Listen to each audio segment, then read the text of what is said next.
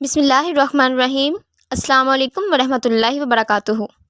قربانی کا گوشت 3 حصوں میں تقسیم کرنا کیا لازم ہے؟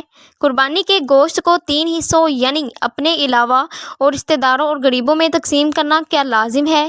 کیا سارا گوشت خود بھی رکھ سکتے ہیں؟ 3 حصوں میں تقسیم کرنا لازم ہی نہیں، افضل ہے، بہتر ہے، سنت ہے۔ قرآن نے کہا ہے کہ خود بھی کھاؤ اور فقیروں کو بھی کھلاؤ، تو اس لیے قرآن کا حکم ہے کہ قربانی کا گوشت خود بھی کھایا جائے اور کھلایا بھی جائے۔ تو البتہ یہ ضرور ہے کہ جو 3 حصے ہیں تو یہ 3 حصے ان کے لیے بیان کرتے ہیں کہ ایک حصہ غریبوں کو، ایک حصہ رشتہ داروں کو۔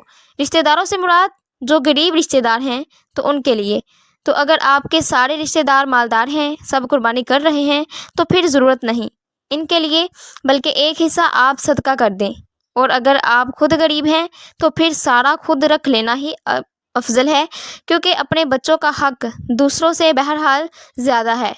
وہ بعض ایسے غریب پائے جاتے ہیں کہ بچوں کو سارا سال گوشت کھانے کو نہیں ملتا، بیچارے سبزیاں کھا رہے ہوتے ہیں سارا سال اور وہ بھی صحیح طرح سے نہیں ملتا انہیں کھانے کو۔ تو اگر کوئی ایسا غریب آدمی ہے کہ جن کے بچوں کو پورے سال گوشت کھانے کو نہ ملے، تو وہ قربانی کا گوشت اگر سارا کا سارا خود رکھ لیں تاکہ کچھ دن گوشت سے لطف اندوز ہو سکیں، گوشت کھا سکیں، تو یہ بھی ٹھیک ہے غریب آدمی کے لیے، بلکہ یہ زیادہ بہتر ہے، کیونکہ بہرحال اپنے بچوں کا حق، وہ بھی تو غریب ہے نا، خود آدمی غریب ہے تو اس کے بچے بھی غریب ہی کہلائیں گے، تو اپنے غریب بچوں کا حق یہ دوسروں سے اسلام میں زیادہ ہے۔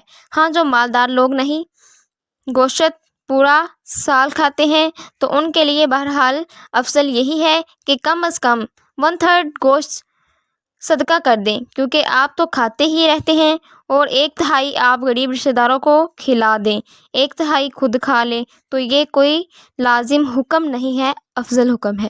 شکریہ۔